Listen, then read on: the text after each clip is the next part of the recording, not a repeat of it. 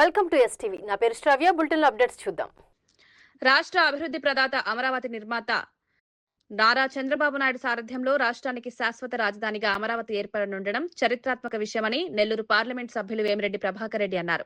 ఉదయగిరి నియోజకవర్గం వింజమూరులో ముఖ్యమంత్రి నారా చంద్రబాబు నాయుడు చేపట్టిన పింఛన్ల పంపిణీ కార్యక్రమంలో నెల్లూరు పార్లమెంట్ సభ్యులు వేమిరెడ్డి ప్రభాకర్ రెడ్డి, రాజ్యసభ సభ్యులు బీద మస్తాన్రావు, జిల్లా ఇన్ఛార్జ్ మంత్రి ఫరూక్, ఉదయగిరి ఎమ్మెల్యే కాకర్ల సురేష్, కలెక్టర్ హిమాంశు శుక్లా తదితరులు పాల్గొన్నారు. ఈ సందర్భంగా నిర్వహించిన ప్రజావేదిక బహిరంగ సభలో ఎంపీ వేమిరెడ్డి ప్రభాకర్ రెడ్డి మాట్లాడారు. ఈరోజు లోక్సభకు పంపడం, ఈరోజు లోక్సభలో బిల్లు పాస్ అవుతుంది. మనందరం ఈరోజు ప్రతి ఒక్కరు కూడా నిలబడి సారికి దండం పెట్టండి. అమరావతి క్యాపిటల్ అనేది ఏర్పడుతుంది. మనకి ముందుకి ఎవరు కూడా భయపడాల్సిన అవసరం లేదు. మనకి ఒక క్యాపిటల్ అనేది ఏర్పడుతుంది. ఈరోజు రాజ్యసభలో కూడా క్లియర్ అవుద్ది. ఈరోజు కాకపోతే రేపు మార్నింగ్ రాజ్యసభలో కూడా క్లియర్ అవుద్ది బిల్లు. సో మనకి ఒక క్యాపిటల్ అనేది మన ముఖ్యమంత్రులు చంద్రబాబు నాయుడు గారు విజనరీతో ఇటువంటి చరిత్రాత్మక డిసిషన్ తీసుకొని అంతా 3 రోజుల్లో జరిపించడం అంటే దేశంలోనే ఇట్లా జరిగి ఉండదు. ఇప్పుడు జరిగిన క్యాపిటల్ అమరావతి గురించి ఈరోజు చెప్పాలంటే పెన్షన్ గురించి ఎన్టీఆర్ భరోసా, ఈ పెన్షన్ అనేది దేశంలోనే ఎక్కడ కూడా 4,000 పెన్షన్ ఇచ్చే కార్యక్రమం ఎక్కడా లేదు. మన గవర్నమెంట్ తప్పక, ఆంధ్రప్రదేశ్ గవర్నమెంట్ తప్పక. ఇంతకు ముందు మీరు చూసుంటారు, సంవత్సరానికి 250 లెక్కన 3,000కి తీసుకొస్తే ఒకటే పెన్ స్ట్రోక్ తో 4,000 పెన్షన్ తీసుకుపోయారు. ఈరోజు ప్రతి ఒక్కరికి కూడా 4,000 అనేది దాదాపు 64 లక్షల మందికి మన రాష్ట్రంలో ఈరోజు ఈ పెన్షన్ కార్యక్రమం జరుగుతుంది. 2,800 కోట్లతో ఈ పెన్షన్ ఆర్థికంగా ఎన్ని ఇబ్బందులున్నా 1వ తేదీ ఆదివారం అయితే ముందు రోజు ఇస్తున్నారు, లేదంటే 1వ తేదీ పెన్షన్గా మీ ఇళ్ళకి చేరుతుంది. అటువంటి కార్యక్రమానికి ఈరోజు మన ముఖ్యమంత్రులు వింజమూరు, ఉదయగిరి కాన్స్టిట్యున్సీలు వింజమూరుకి రావడం చాలా సంతోషం. ఈరోజు చెప్పాలంటే నెల్లూరు జిల్లాలో పెద్ద పరిశ్రమలు రాబోతున్నాయి.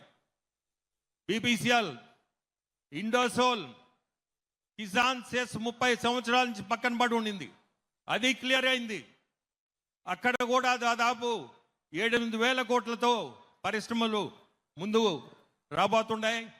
ఉపాధి అనేది స్పెషల్గా ఉదయగిరి నుంచి చూస్తే చాలామంది వెలసిపోయి ఉన్నారు.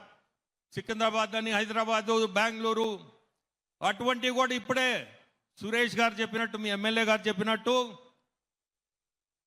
ఇక్కడ పరిశ్రమలు తీసుకురావడం, ఈ ప్రదేశానికి మీ అందరికి కూడా ఉపాధి అవకాశాలు ముందు ఖచ్చితంగా ఉండబోతున్నాయి. మనందరం కూడా చూస్తున్నాము, సూపర్ 6 అనేది సూపర్ సక్సెస్ అయింది. ఇవన్నీ కూడా ఎన్ని ఇబ్బందులున్నా ఆర్థికంగా మన ముఖ్యమంత్రులు ఎవరు కాబట్టే నేను ఢిల్లీలో చూస్తుంటా ఎంత ఇబ్బంది పడుతుంటాడో. వచ్చినప్పుడు ఆర్థికంగా చాలా ఇబ్బందులు ఉన్నాయి రాష్ట్రానికి.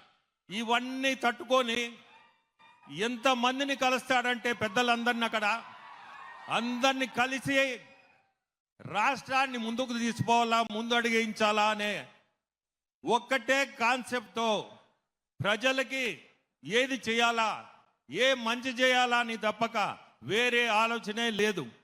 మీరందరూ చూస్తుంటారు, ఒక్క నిమిషం, ఒక్క క్షణం ఖాళీగా ఉన్నాడు మన ముఖ్యమంత్రి గారు. మనందరం చాలా గర్వపడాలా.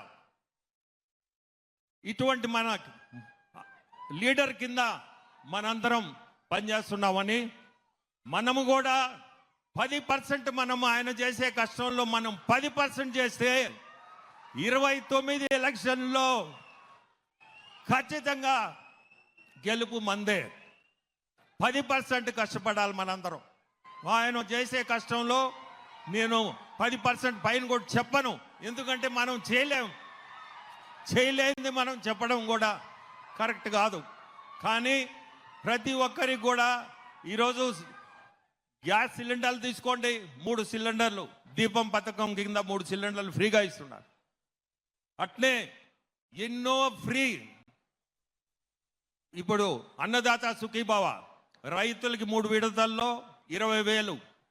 ఇవన్నీ కూడా డబ్బు చాలా ఇబ్బంది పడుతున్నా పంచనా జరిపిస్తున్నాడు. జరపాలంటే కూడా చిన్న పని కాదు, కానీ జరిపిస్తున్నాడు.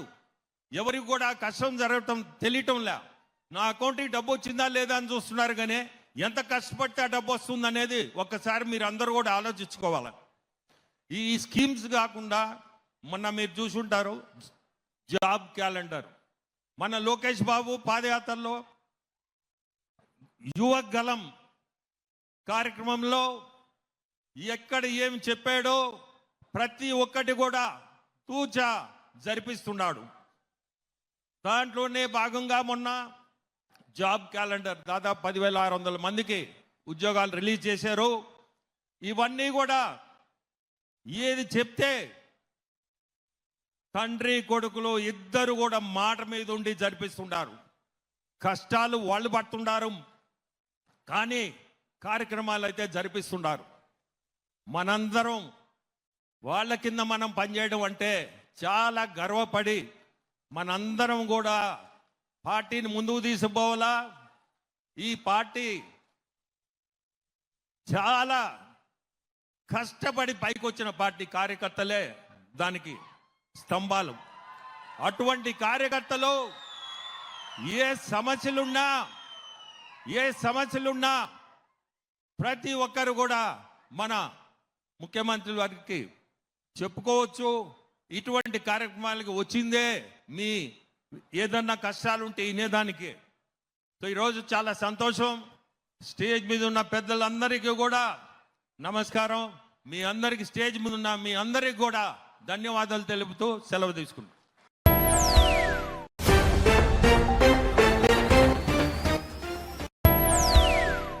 ఇవి ఇప్పటి వరకు ఉన్న bulletin updates. Keep watching STV. మేము చేసే వీడియోస్ మీకు నచ్చినట్లయితే లైక్ చేయండి. అలాగే మరిన్ని ఇంట్రెస్టింగ్ అప్డేట్స్ కోసం మా STV